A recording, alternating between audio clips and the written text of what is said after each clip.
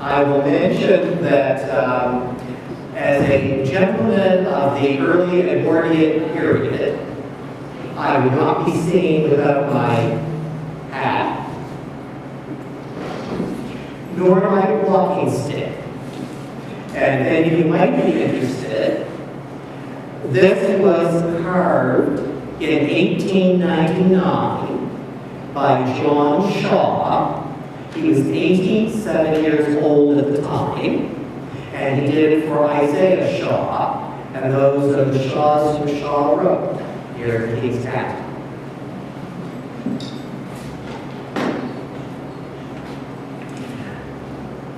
When it comes to antiques and collectibles, I will point out that the official definition is for an antique, it must be 100 years old, and a collectible must be 50 years old.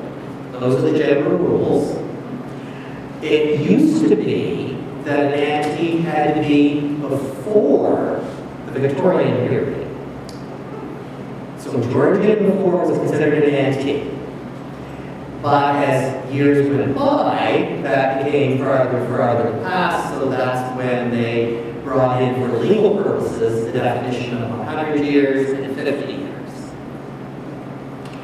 We do have the Museum of Nova Scotia here in the province, and that started in 1868. In 1947, it was designated as the Science Museum. Now, in 1939 is when they acquired their first two historic properties, being the Uniacke House and the Clifton House. One in Uniacke, the other in Windsor. But they didn't create the historic branch until 1955. And that's when they hired George McLaren. And George McLaren had been a bookbinder at the Public Archives. So they hired him to head up the historic branch of the museum. He was from Pictou County, so he had an interest in Nova Scotia glass. And by Nova Scotia glass, what we're referring to is not all of the glass made in Nova Scotia. There are still people, artisans, creating glass objects in the province. We're referring to 3 different factories that were established in what we call Trenton today, so next door to Glasgow. In 1957, George McLaren was contacted by a wealthy glass collector in Ontario, Dr. Lorne Pierce. He and his wife, Edith, had been collecting glass and doing the best they could in the research at the time. So what they would do is they would find out as best they could where the piece had come from, and then who that person got it from, and kept working their way back to try to find out where it originally was made. Dr. Pierce also wrote to the Glasgow newspaper. And it was very fortunate that in the composing room of that newspaper, which was the evening news in Glasgow, was John W. Fraser. And he had worked in the Nova Scotia Glass Company as a boy. So he identified 3 different patterns for George McLaren. One was the fine rib, which we know today as the rib band. There was also the grape and vine pattern and the Victoria commemorative Jubilee pattern. So those were the 3 that he remembered as a boy working in the factory. Now, George McLaren also purchased glass, and he continued to do so until it reached the horrendous price of $12 a bottle. And he said, no more. That was too expensive. He was not going to pay more than $100 for a dozen bottles. That was it. So that stopped his buying. But they also had gifts coming in. So there was a lady in Michigan. She mailed one of these to George McLaren. I hope nobody here works in the post office, but I will say that maybe they took better care back then with their packages, because it arrived unscathed. There was no damage to it whatsoever. That's a tassel and crest covered compote. And that's what these dishes are called. This is compote. Some of them come covered, and some of them come uncovered. And the best way to tell is to feel the rim. Is it made for a cover, or is it not? Because a lot of the covers get broken. So you'll see all kinds of covered compost without the covers. Why would a glass house want to be built here in Nova Scotia?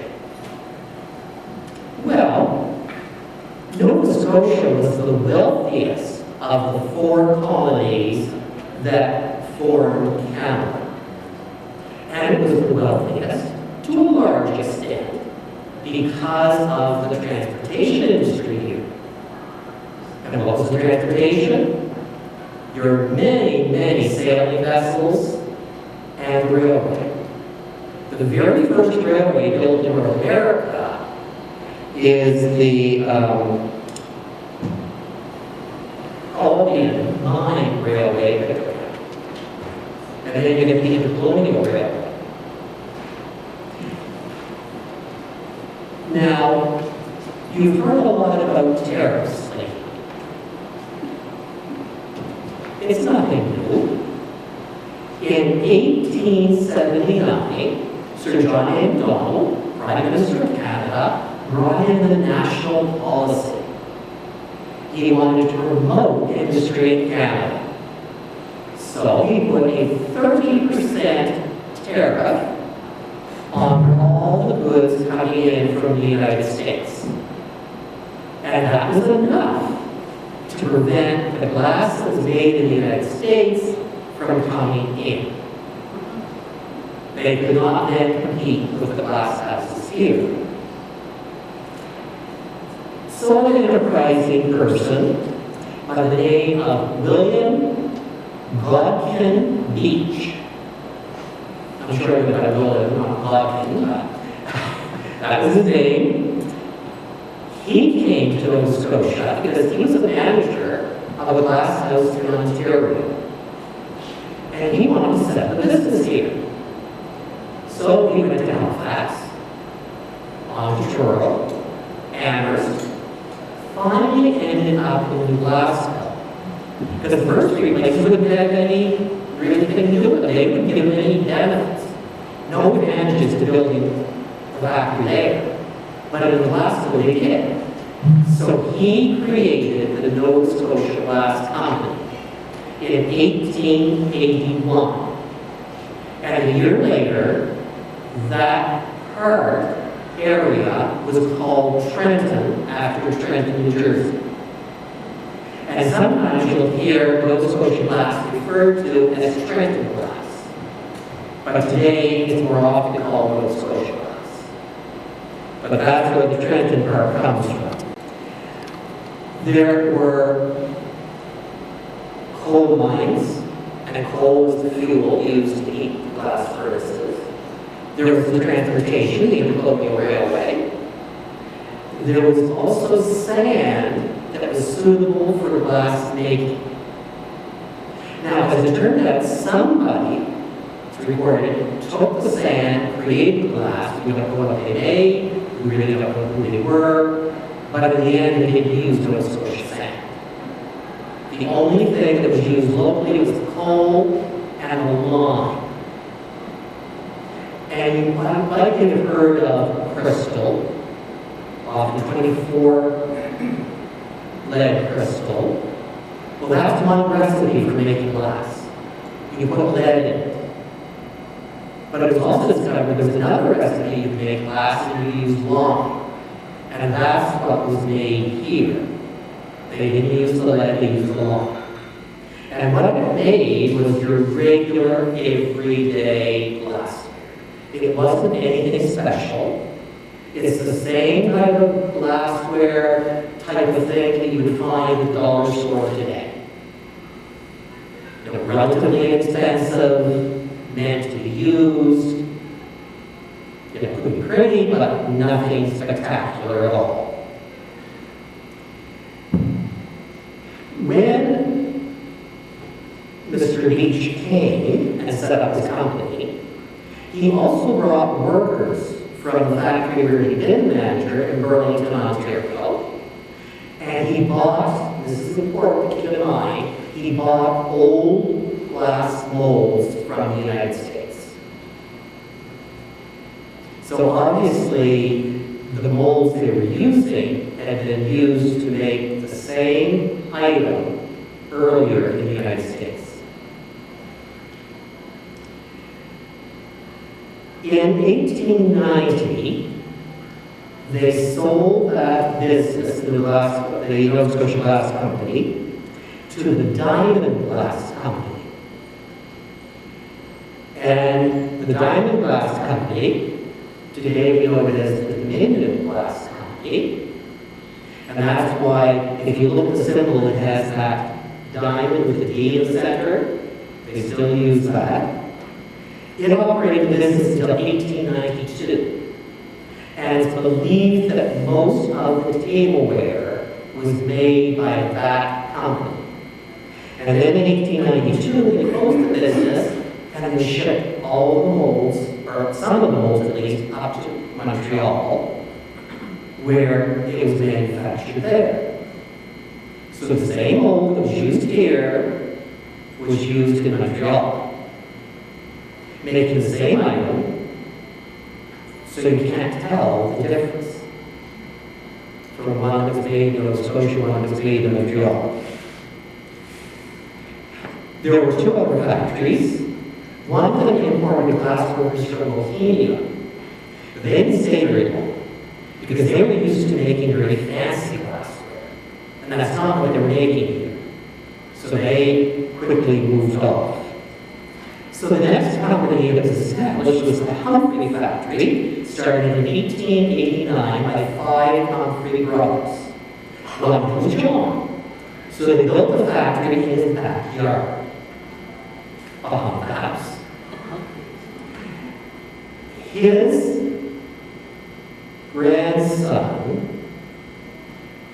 owned the house in the 1900s.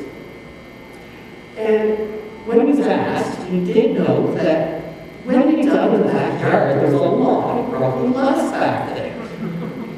But he had no idea that his grandfather had a factory there. That factory that started in 1889 burned in 1902. So that's when the Humphreys built a new factory next door to the Nova Scotia Glass Company. So now you have two of them side by side. Joseph McGilvery had worked in that company in 1915. So he showed George McLaren how to make ball, how they did it. And he noted that they could make 3,000 bottles in a 9-hour shift. So their work days were 9 hours long, producing 3,000 bottles. So there's likely a fair number of them still out there, if you could just find them in some number or other. The bottles included Myers liniment, hop or soda bottles. In 1915, because the price of natural gas was so advantageous in Moncton, they moved the business to Moncton.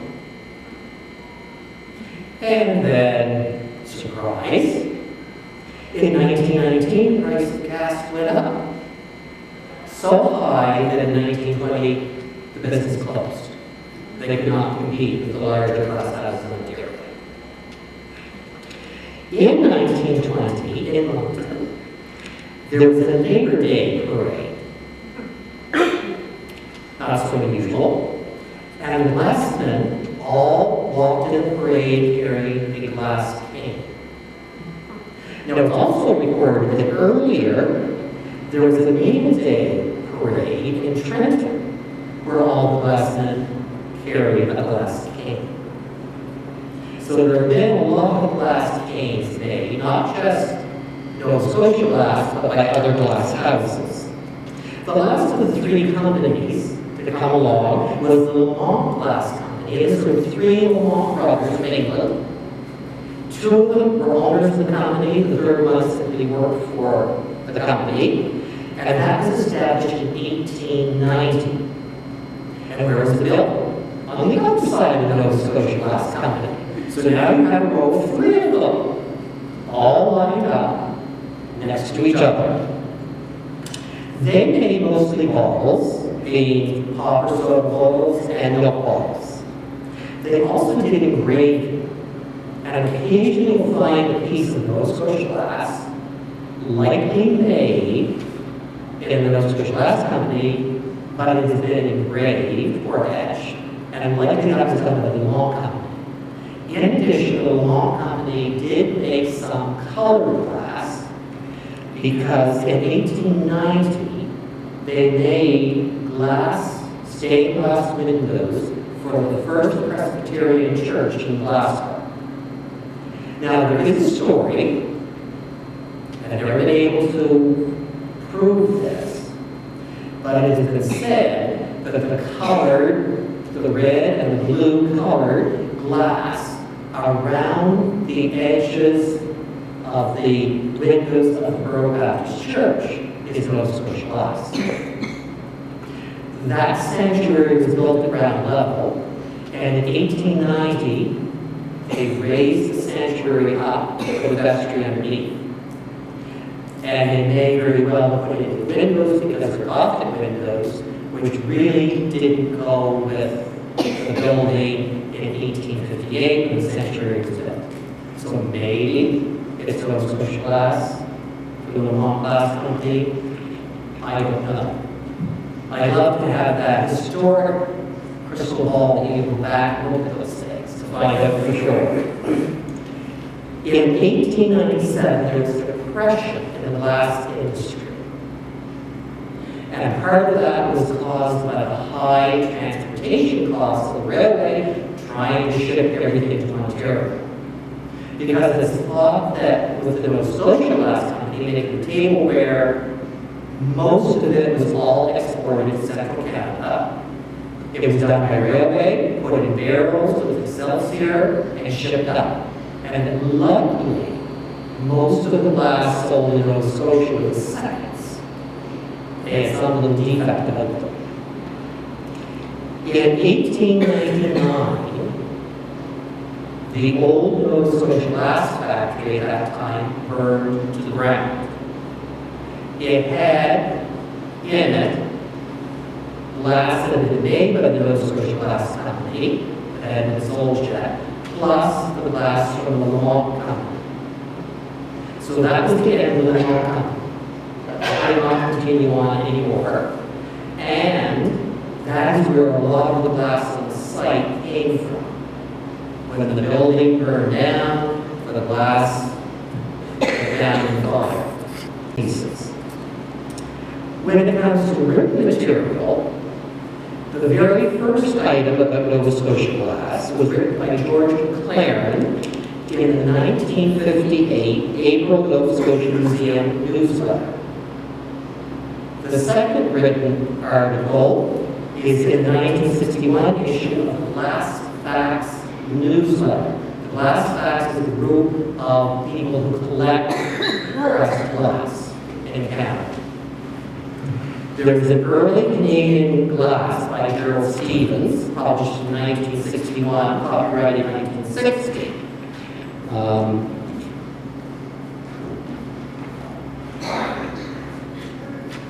Later paperback edition, if anybody would like to look at that.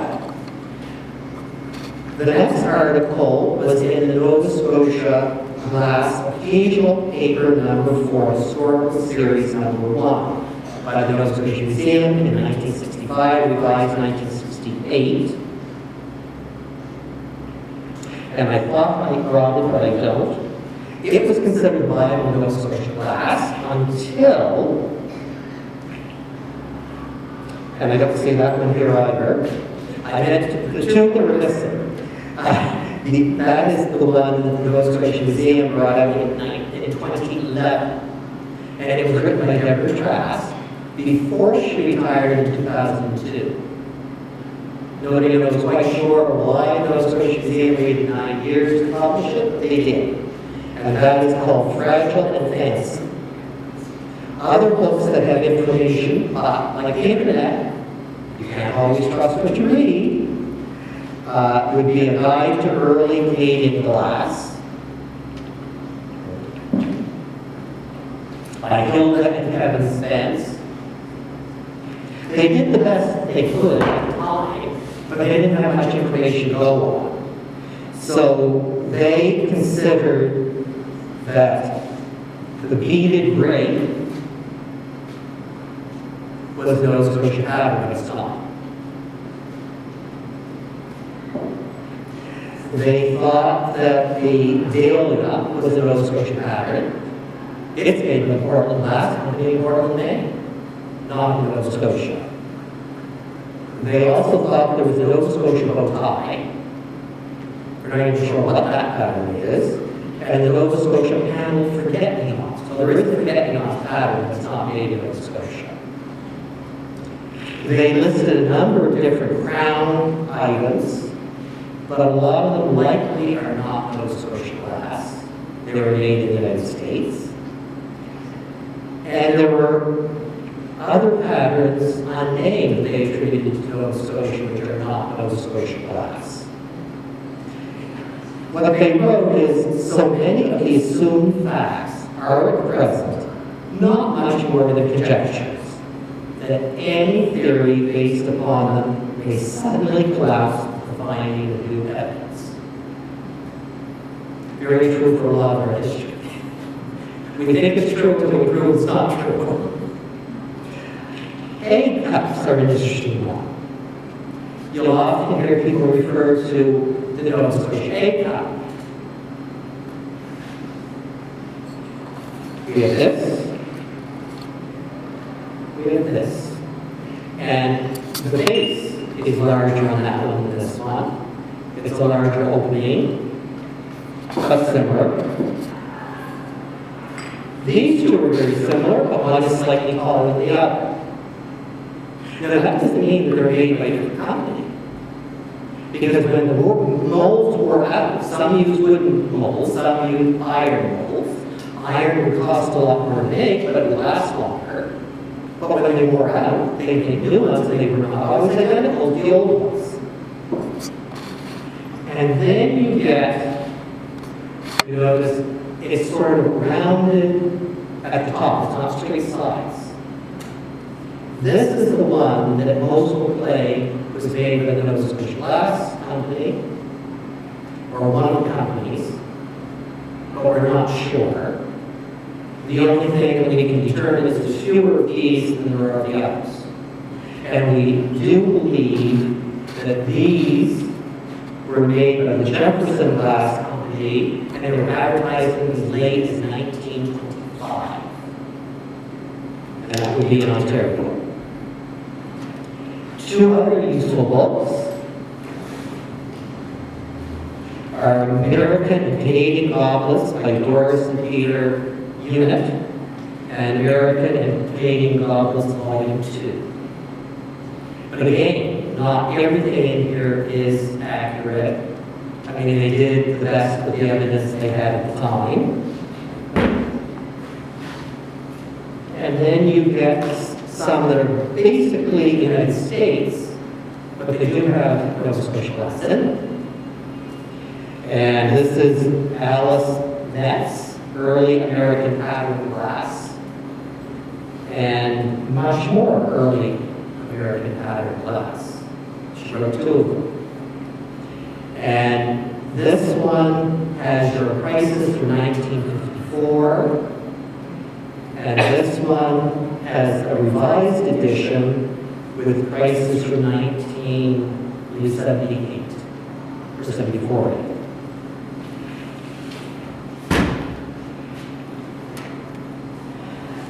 If you have really old glass, you'll often see little bits of sand in it, because they often didn't heat the glass high enough to get all the sand melted. That would predate the Nova Scotia glass. The first machine-pressed glass was in the 1820s. So what we're dealing with is machine-pressed glass. Some of it will have a dark color, and that's because they use iron in the mixture. Some of it, I don't have any really good examples. This has a little bit, as does this one. But with Nova Scotia glass, but other glass companies, this is not guaranteed Nova Scotia glass, pieces that have been put, for instance, in a window for a long period of time, the ultraviolet rays will turn them an amethyst color. And the longer you leave them exposed to the ultraviolet rays, the deeper the amethyst color becomes. Some people love the amethyst color. Some collectors are purists, and they don't want any amethyst color in it whatsoever because they want the way it looked when it came out of the factory. So, which patterns are Nova Scotia glass? Well, like most glass in China, the companies didn't name their patterns. There were numbered patterns. Any of you who have a number of teacups and saucers that are individual, a few of them may have a pattern name on them, but most of them will all have a number. And that's how they keep track of them. And if you wanted to order them, you order them by a pattern number, not the name. So the names we have are ones given by the Nova Scotia. See, a lot of them by George McLaren. They're not the original names. In 1964, the summer staff from the Nova Scotia Museum went to Trenton and started to do a dig. Now remember, there was the fire, where the building burned and all the glass just went down. Then bulldozers came in later and bulldozed all three factories back and forth. So nobody knows what piece of glass came from which factory, because it's all mixed up. But they did dig, and they did find a number of patterns.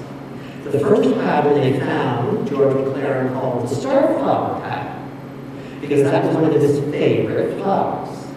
And I believe that is the Star of Bethlehem, which is a Victorian flower. It's actually a bulb, a summer bulb. And it does look quite similar to it. They also found ribs of lamp chimneys. The oldest ones were hand crimped, and then later the machine crimped. So obviously in the beginning they didn't have machines to do crimping. Between 1964 and 1967, 18 patterns were identified and named.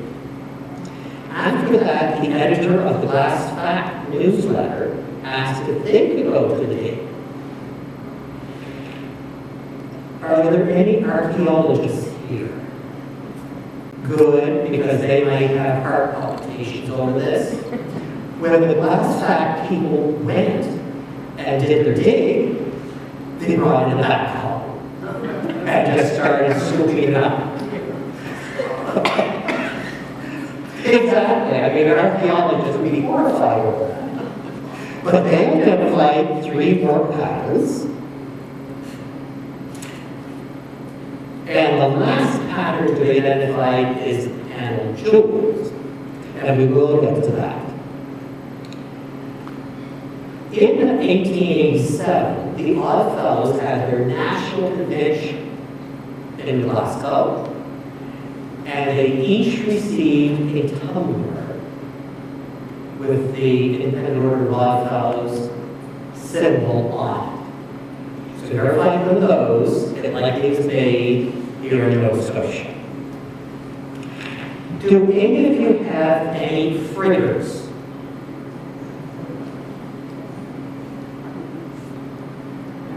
Nobody has a frigger? Frigger. F-R-I-G-E-R, frigger. Does anybody have a Wednesday? Because they did make what in England they call friggers, what in North America we're apt to call Wednesdays. And they'd be made out of extra glass, often at the end of the day. The glass cane is a Wednesday, because you can't use it as a cane, it would break. They would take a water pitcher that had a problem with it, and they might turn it into a hat. And they would make drinks.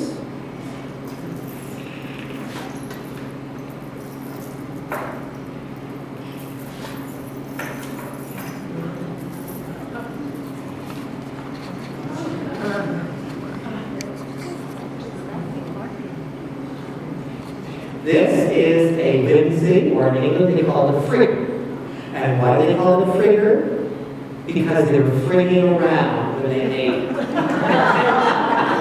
That's where the name comes from. But in North America, they were trying to be more polite, so called Wednesdays.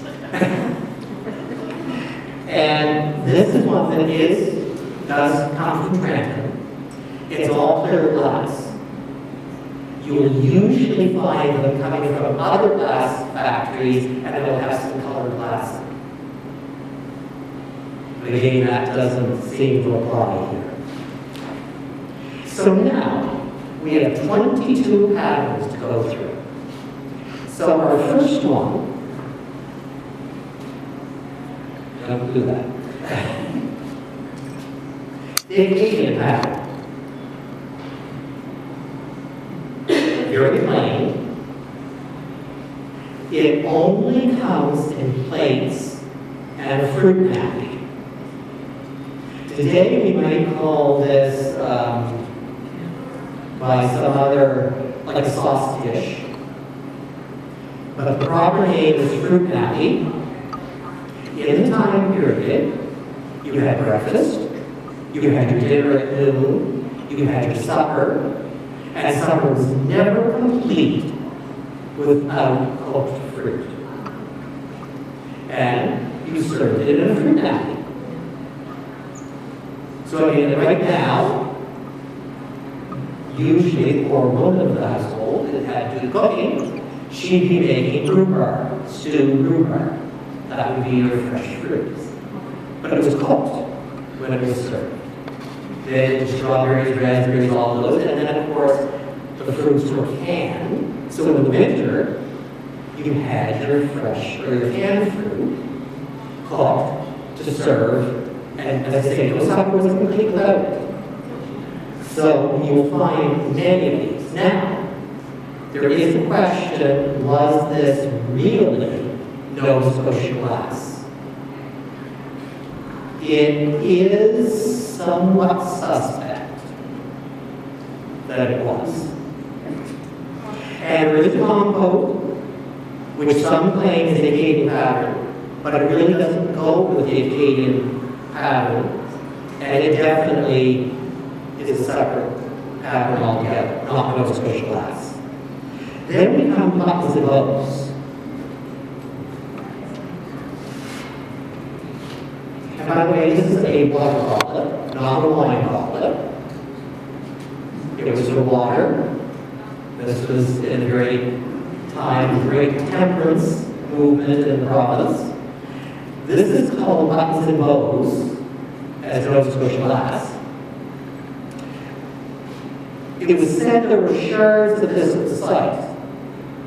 Nobody can find those shards. So did they ever exist? That's the question. Because it is known as swirl a beaded band in the United States, and it definitely was made in the United States. So this may or may not be Nova Scotia glass. This is really suspect that it was made in Nova Scotia. Same pattern, but this style was not something you found in Nova Scotia glass. The lamp comes in 3 sizes. The problem is, for buttons and bows, there is a bow, there's no button. There's not even one single button on this. So again, it is sold to Nova Scotia glass, but it is very suspect that it is. And most likely it's a separate pattern, it's not even the swirl beaded band, because there is no beaded band. I didn't bother with the chimneys because you'll all see chimneys, there's no difference there. Our next piece, and what I did is I brought goblets of all of the patterns that had goblets, but not every pattern has a goblet. This is your centennial. There's no goblet in this. It was the last pattern that George McLaren made in 1966. Now, Kevin and Helga Spence, father book, they had named it bars and squares. So this is your bar, these are your squares. But the name it goes by is Centennial. And of course, George named it because the following year, 1967, was Canada's centennial year. So that name seems to stick with it. These are like diamonds, and they are similar to the diamond gray pattern. So likely that is Nova Scotia glass. Next is crown. One of the more popular patterns. It was made in Nova Scotia. There were many, many shards of crown at the site.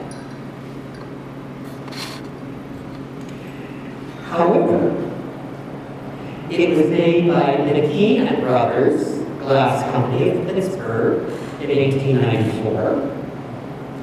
In 1884, 10 years earlier, the Belmont Glass Works of Bel Air, Ohio, was advertising this pattern. The Belmont Glass Works sold molds to other companies. So they may have sold the mold to Magee Brothers, they may have sold it to the Nova Scotia Glass Company. And it was also called Heller notch bar, because they are notch bars, or ball. And the ball is sort of here, or on the top, there's, if you have a cover, the little knob on top is a ball. Now, the ball name was given by the Belmont Company. In 1954, this goblet sold for $3.75. The vinegar cruet sold for $3, and the schooner, very popular piece at the time, sold for $2. That is when it was made, very popular. Because people use spoons, often when we would use forks and eat. So there were never enough space to put all the spoons that people would want during the course of their meal, so they had a container that they put the spoons in. So this one definitely was made here, but it was also definitely made by at least 2 companies in the United States. So you'll find a lot of pieces like the cruet, vinegar cruet, that likely were not made in Nova Scotia. Those were the ones that were made in the United States. And then we're on to the diamond pattern. This one, yes, the level line. This was supposed to look like cut glass. This was your cheaper version of cut glass. Cheaper meaning less expensive and lower quality, as opposed to being simply inexpensive. So this was made by several different glass companies. Okay. There is a lamp, I don't have it, but the lamp was sold by the Bel Air Goblet Company. So the Goblet Company made more goblets. And that was in Ohio in an 1891 catalog. It's thought that likely no lamps were made in Nova Scotia. But shards of this were also found in Montreal at the site of the Dominion Glass Company. And so we know the molds went to Nova Scotia up there. So it was likely made here, made in Montreal, and made in the States. This is the pattern that George McLaren first called hobnail, but that name is not used anymore. This has the same diamond pattern, salt cellar. It's not Nova Scotia glass. But it's the same pattern. And if you look carefully, you can see a difference in the glass, how the glass was made. The diamond ray, this was named by George McLaren, and an earlier name for it was prison and diamond. In the United States, they call this the bar and fine cut. Same pattern. The diamonds are similar to the centennial pattern, as I mentioned before. It most likely is Nova Scotia glass.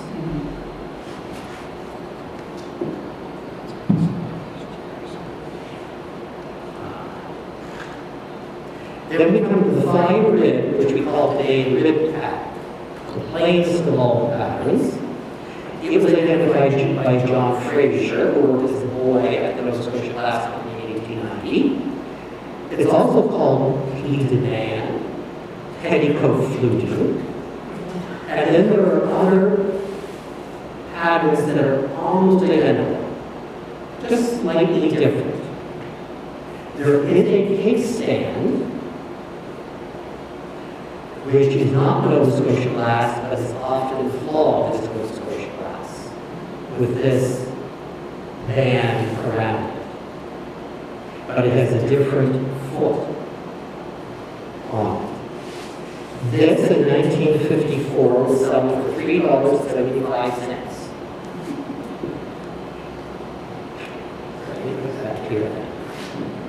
Floral is the common name for this today, also went by round marshmallow, because there's also a square marshmallow. Don't confuse the two, they are separate patterns. If you notice, this is a little smaller round. This had shards at the side, so it was likely Nova Scotia glass. Now, by 1978, it was selling for $30 a bottle. I mean, George McLaren, if he'd been living in it, would have had a heart attack. Remember, $12 was too much for him. Grape and wine is your most popular Nova Scotia glass pattern. It was identified by John Fraser. It's also known as Ramsey grape or Hall grape. In 1954, this bottle was selling for $3.75. There are many different grape patterns, Eden grape, many other ones. The most telling thing about this one is that the grapes are very poorly done. They really don't look like a bunch of grapes, they're diamond shaped. Did you ever see a bunch of grapes in a diamond shape? But that's the pattern we have. Gothic was identified in August 1964 at the factory site. It's also called Galaxy, and they have been made in the United States, especially the lamp. It's very doubtful that this was made in Nova Scotia, but it is the same pattern. If you notice, this has a fair amount of amethyst too.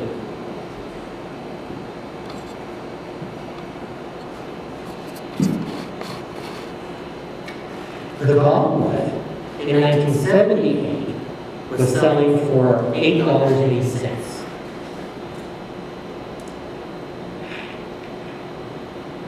Then we have Ken Lee. Does anybody know why they called it Ken Lee? Well, there was a Ken and a Lee that were working in the game, and they were getting married. So George McLaren called this Ken Lee. So a wedding present too. That's where the name comes from. And that was in 1965. It only comes in the goblet form. It's also known as ribband with pennants. Another name for it. In 1978, the goblet was selling for $30. Panel jewels, panel jewels, panel jewels, panel jewel. 4 names for the same pattern. This was identified from an advertisement in Ontario in 1886. But the advertisement has never been authenticated. Nobody's ever been able to find it. Nobody's ever seen it. So, did it really exist? It is very suspect that it is a Nova Scotia glass. It's said that there is a water goblet, and then there's a smaller size goblet as well. This is the clear glass. It definitely was made in the 1870s by the Bel Air Goblet Company in Bel Air, Ohio, that later moved to Findlay, Ohio. And after 1891 was known as Factory M of the United States Glass Company. In 1882, a number of glass workers from Bel Air Glass Company came and worked for the Nova Scotia Glass Company. So, did they bring molds with them? Did they bring pattern with them and have molds made here? Was it made here? The clear may have been, we don't know. The colored most likely was not. It was made in canary yellow, amber, and blue. 3 colors. I've seen canary yellow being sold as Nova Scotia glass, but it most likely is not.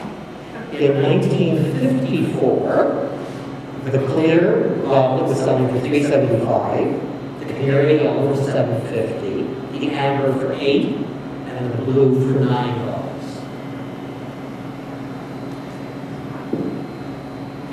Raspberry pattern. It was identified in September of 1964 on the date. It was also said to be the advertisement in 1886. Now this raspberry card.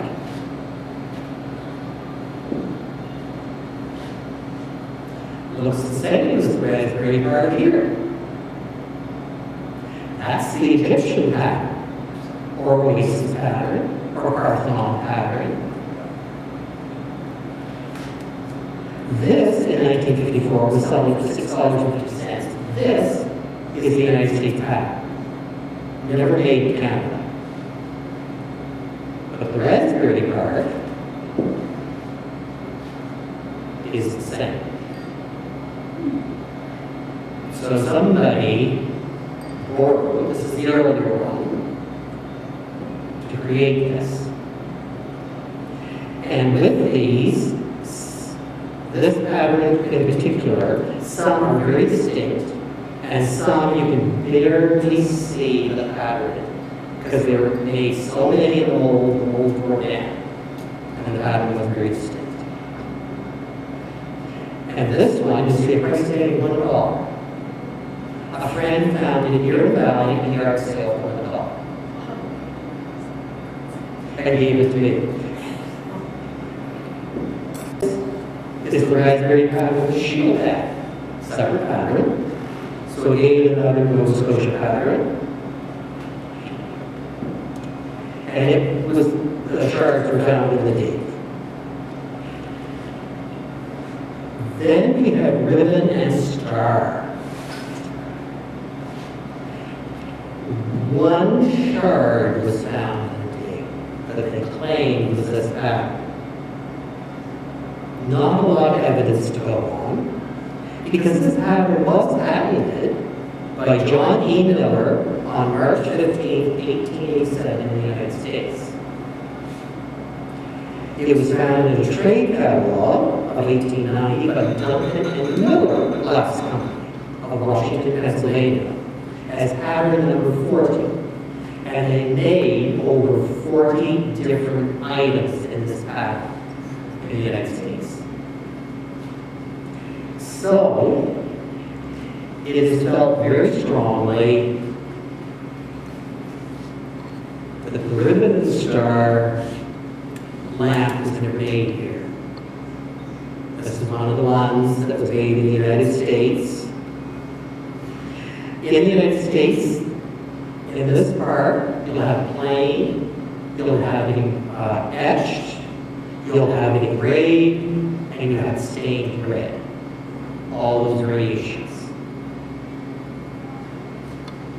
So they made a lot of it in the States. In 1978, the clear goblet was selling for $20, and it was ruby, it was $35. Now, a pattern that has no goblets is the rose branches. It was a table breakfast set. And what does a breakfast set consist of, do you think? Any ideas? It consisted of sugar, covered sugar, creamer, spooner, and a butter dish. That's what a breakfast set was. And this would be your spooner. It has interesting roses because they're square shaped. Sort of like the grape that aren't very good grapes. But that is the rose branches. In 1978, the covered sugar was selling for $22.50, the creamer for $17.50. Then we have the star flower. And there are variations in this. Some very distinct, some very faint, because it was very, very popular. This was found in July of '64. The molds were shipped to Montreal in 1892 when they closed the Nova Scotia Glass Factory here. It appears in the Gowans, Kent and Company Toronto catalog of 1914. And this pattern was found in the convents in Quebec by the Chocolate. Around 1967, pickers, antique pickers, went to the convents and bought literally actual truckloads of this pattern and brought them back to Nova Scotia to be sold. Because some of it was made in Nova Scotia, some of it was made in Montreal. You can't tell the difference. There's huge quantities of this pattern around, except for the goblet.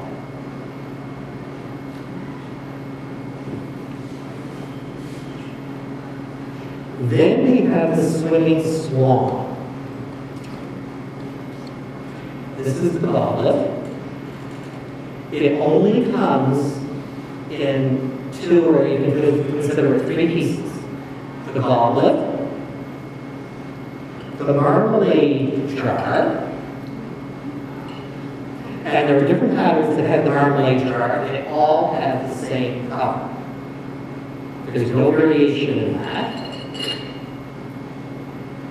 And it came in the pickle cruet with a pickle fork, and it came in a pickle cruet with pickle tongs.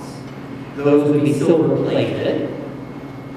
And how authentic some of those are, covers often get broken. So if you actually have a marmalade jar, you broke the cover, you find one of these forms, stick it in, it becomes pickle cruet. There are many other swan patterns. This one is made in the United States, and it's the swan and weeds. That's the name of the pattern. The swan is somewhat similar, but of course you have weeds, whereas in the swimming swan you have a tree. There is a United States pattern called swan with tree. The tree is very similar, but the swan isn't because it has wings up. And in Nova Scotia it doesn't. This would be considered the rarest piece of all of the Nova Scotia glass. And it was identified by the glass fact people with their background.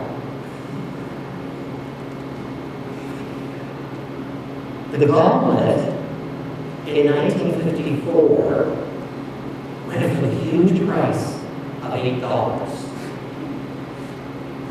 And today they go for around $2,000.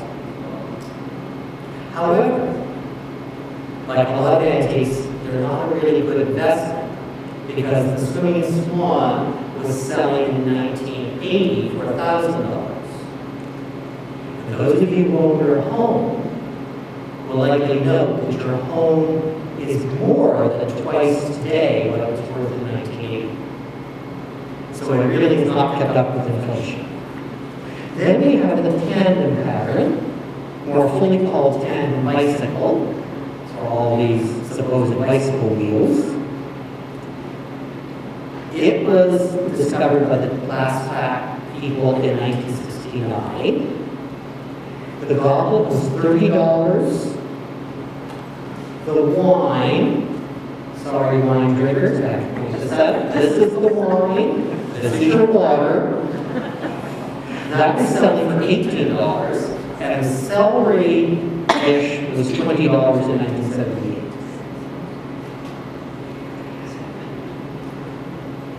Again, is this Nova Scotia glass? It's suspect. Trenton Law, or staying from the community of Trenton. Shards of that was found by the glass fact dig in 1969.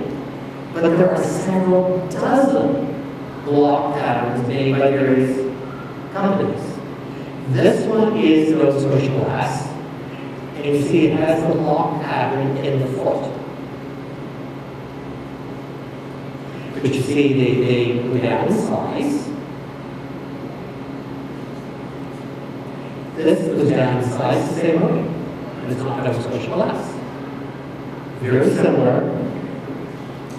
And I've seen this long as Nova Scotia glass, as Trenton Law, and it's not either.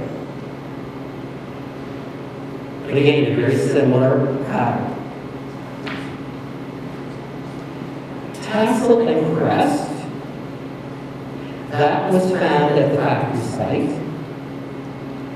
There's one, a rectangular shaped dish with palms in the four corners. Sort of rounded oval pieces.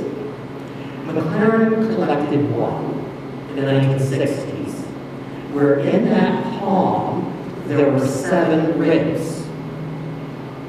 The same pattern was made by the Davidson Glass Company in Gateshead-on-Tyne in England, except that it had 3 ribs in those palm pieces. And the center is the same as what you'll find in raspberry pattern. Now remember, there were workmen from England that were brought over. So did they bring the molds over? Did Nova Scotia Glass Company buy the molds from the Davidson Glass Company? You don't know. But definitely two companies were making the same or similar pattern.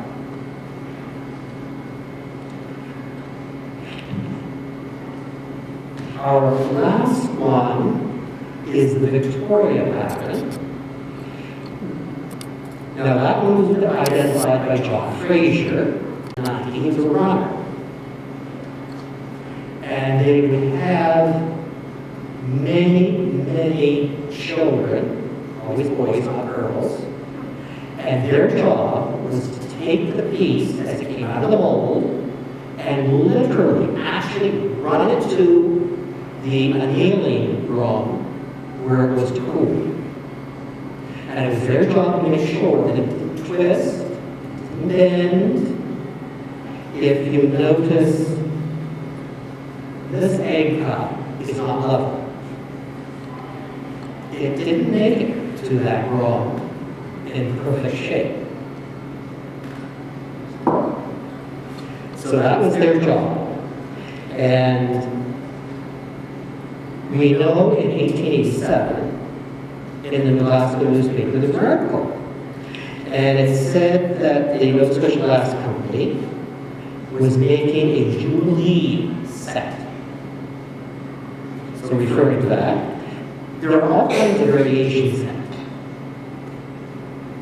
There's one with the Queen's head this way, single head young.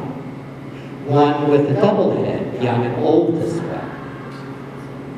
There is one with the Queen's head young this way, or in this case, the double head, the young and older Queen Victoria. Some of them have the dates 1838 to 1887. Some have, that's the Golden Jubilee. Some have 1897, which was the 60th anniversary. Some have the word Jubilee on it. It appears that these molds made it to Montreal and were continued to be made because the Nova Scotia Glass Company was not closed in 1897.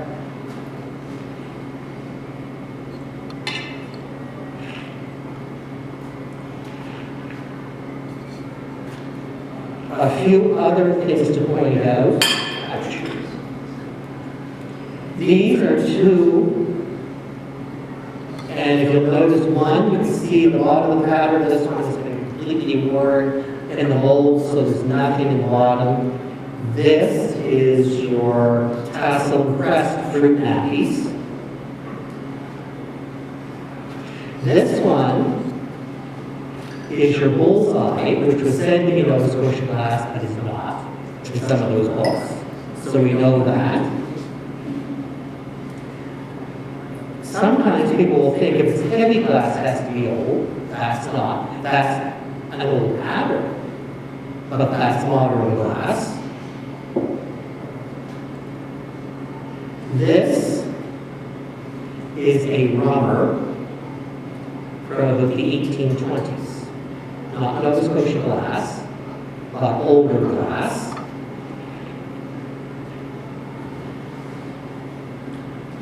This would be from the very early, around 1800. And again, this is a wine glass. That's what they used for wine. This one, with the spiral in it, is from the 1700s.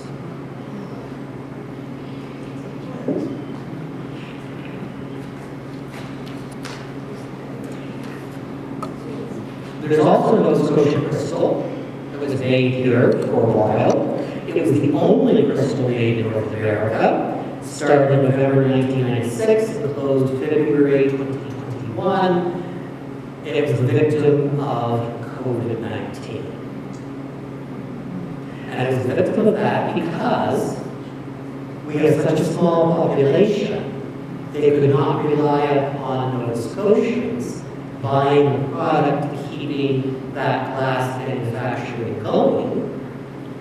They relied upon tourists coming in and buying it. And of course, with the shutdown from COVID, there were no tourists, there were no purchasers, and the business closed. And I'll leave you with something that you might want to think about. Every resident of this province, whether he pounds nails or she pounds nails, raises livestock, designs computer systems, or writes poetry, they should be taught to know and to love our Nova Scotia heritage. The money they earn in absence of any enlightenment of our Nova Scotia heritage will be earned in drudgery and spent in ignorance. Modern design, if not known, can be pretty sterile. Modern furnishings need to be softened and humanized. Nova Scotia glass reflects our history, our faith, our sense of patterns, our moods, and our humor. Acadian, Brown, Tandem, and Victorian memory patterns are all very Nova Scotian. They can soften and humanize our modern living and remind us of our unique and important heritage. And there are a few pieces here. This is a beautiful piece, the beaver and the maple leaf, and it was made in Quebec. It's for Montreal. It's the St. John's Baptiste Festival in Quebec, June of 1880. This, which some thought was Nova Scotia glass at one point, but it's not. This is the Marcus and Marquess visit to Canada. They started in Halifax. They landed at Halifax in November of 1878. So there's a lot of different dishes made in that. And this belongs to one of our people here today. That definitely is not Nova Scotia glass, but that is the cover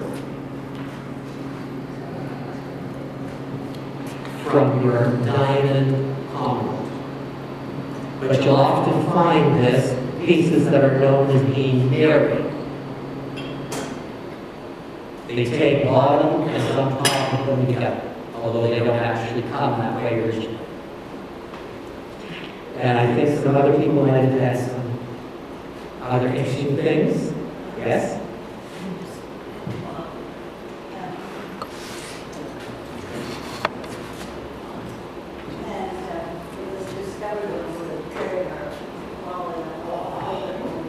Ah.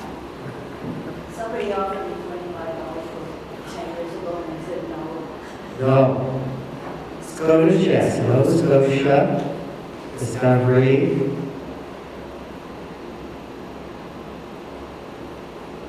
It's an extract of sarsaparilla and woeful. Yes, that's very, very nice.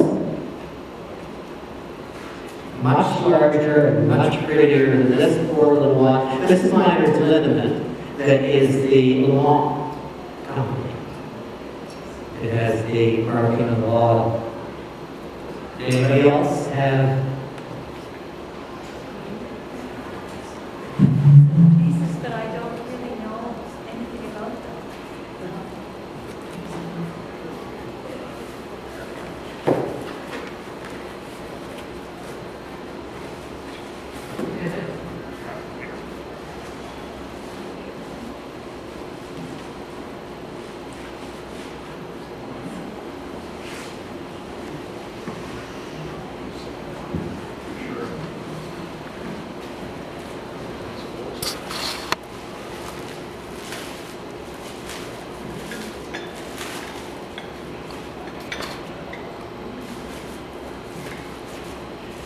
They're both very pretty pieces of pressed glass. They're not Nova Scotia glass. When it comes to patterns, what you need to do is get books like those, and you go through page by page by page, and see if you can match up a pattern. That's the way to identify it, because there are literally hundreds and hundreds and hundreds of glass. One right there. But that would be a nice little wine glass.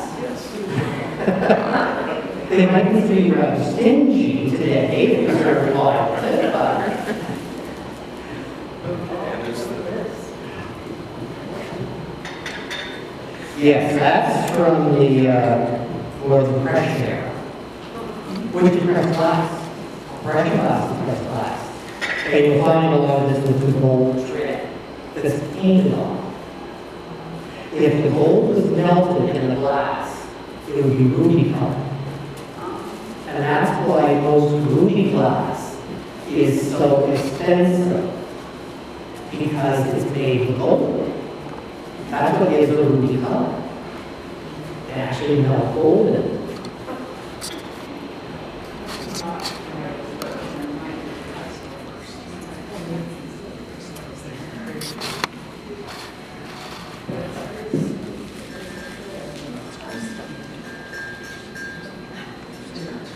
Your little ring? Yes. That's lead. That's what gives it. And I would say this is an imitation cup. It is the pressed pattern in a mold, as opposed to being actual cut. No, because you see, they got very good at that. With this was cheap glass. Yeah. So the seams should show. They weren't going to spend time. See, what you do is they actually remove the seam mark. So it's a refined version. Oh, it's, yes, yes, and somebody made this to be imitation cut glass. Okay. So it would be a little less expensive Yeah. for somebody to be able to afford it, but when you have it up in your shelf, nobody will know the difference. It looks just as nice. Does anyone else have any glass samples that they would like to show to Allison? For sure they do that. I have a question. Yes. Depression, deep depression glass. Is it true that they use uranium to make that color? I don't believe so. It's more the yellows or greens that have uranium. There is a light that you can get, like a little flashlight, and if you shine it on them, you can see sort of the glow.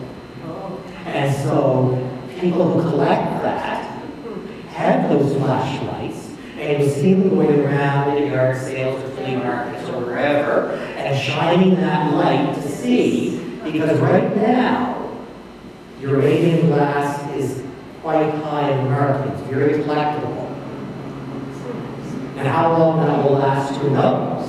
But right now it is, so a lot of people are looking for it. So you can buy, Amazon, those kind of places, these little flashlights that you can shine and see and make sure. But they're usually more of a yellowish greenish color. Did you say green, the green depression glass? Not green depression glass, no. It's pale or green, or it's just a hint of green or hint of yellow. Is usually the ones that are green. Well, thank you so much, Allison. I think we'll all go home and look at our Johnny cabinets a little closer now. Well, you've got 22 patterns. I mean,